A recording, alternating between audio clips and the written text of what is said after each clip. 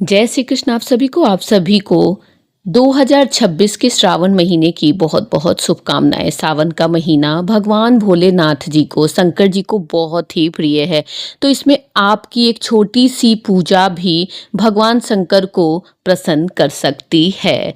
तो आज के वीडियो में हम जानेंगे कि पूरे श्रावण मास में भगवान शंकर की पूजा बहुत ही सरल तरीके से कैसे की जाए, जिससे कि भोले बाबा तुरंत ही प्रसन्न हो जाएं। तो चलिए वीडियो की शुरुआत करते हैं और जानते हैं पूजा की सबसे सरल विधि। इस पूजा को आप अपने घर के मंदिर में या विशेष स्थान देकर के भी कर सकते हैं।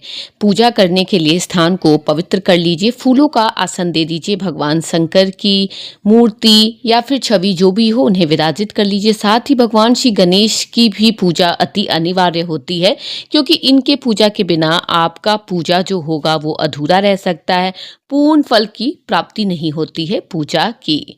तो यहाँ पर हमने गणेश जी को विराजित कर लिया है। साथ ही हम कलश में जल भर करके रख देंगे, जो कि बहुत ही अनिवार्य हिस्सा होता है किसी भी पूजा का।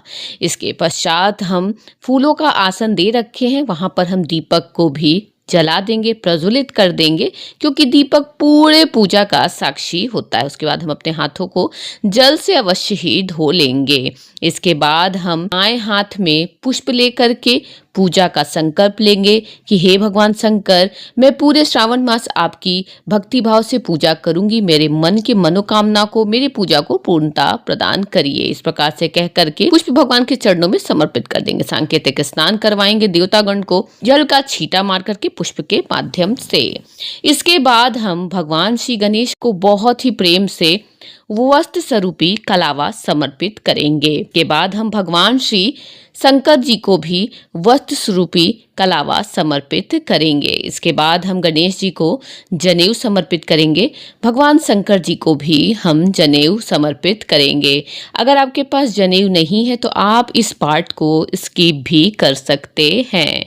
इसके बाद हम भगवान गणेश जी को तिलक करेंगे, दीपक पे, कलश पे, सभी पे तिलक करेंगे। इसके बाद हम भगवान शंकर जी को, भोलेनाथ जी को चंदन का तिलक करेंगे, जो कि उन्हें बहुत ही प्रिय है। साथ ही अष्टगंध, जो कि उन्हें अत्यंत प्रिय है, इसका भी तिलक हम भगवान शंकर जी को करेंगे। अष्टगंध आपको बाजार में बहुत ही ईजिली बोलने पर मिल जाएगा, या फिर ये ऑनलाइन भी अवेलेबल होता है। इसके बाद दुर्वा, जो कि भगवान श्री गणेश को बहुत ही प्रिय है, साथ ही पुष्प समर्पित करेंगे। इससे गणेश जी बहुत ही प्रसन्न होते हैं। इसके बाद हम भगवान शंकर को बेलपत्री अवश्य ही समर्पित करेंगे, क्योंकि बेलपत्री के बिना उनकी पूजा अधूरी है। अगर आपको सफेद पुष्प मिल जाते हैं तो ये भगवान शंकर को बहुत ही प्रिय हैं, इन्हें जरूर अर्पित करिए।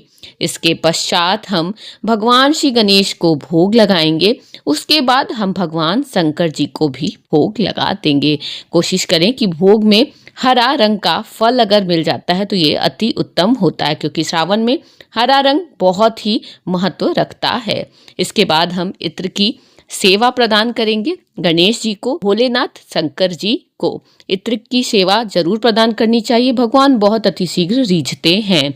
इसके बाद हम यहाँ पर दक्षिणा समर्पित कर देंगे, जो कि पूजा की कमियों को समाप्त करता है। दाएं हाथ में पुष्प लेकर के हम व्रत कथा सुनेंगे, सावन सोमवार व्रत कथा सुनेंगे।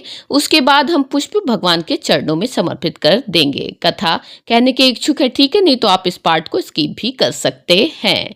इसके पश्चात हम बहुत ही प्रेम से शंकर भगवान की आरती करेंगे। आरती करने के इच्छुक है तो ठीक है, नहीं तो 5 या 7 बार आरती को इस तरीके से क्लॉकवाइज आप घुमा भी देंगे तो आपकी आरती पूर्ण मानी जाएगी।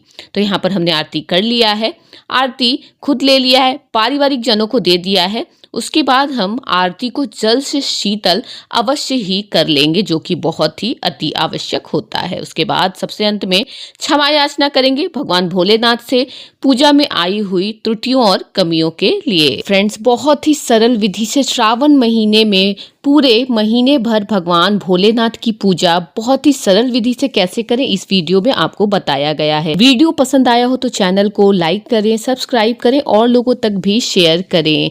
अगर आप चाहते हैं इसी तरीके का पूजा पाठ का वीडियो देखना, व्रत त्योहार में सरल विधि से कैसे पूजा की जाती है, तो प्लीज दोस्तों मेरे साथ जरूर जुड़िए। जय श्री कृष्ण। आप सभी को श्रावण महीने की बहुत बहुत शुभकामनाएं।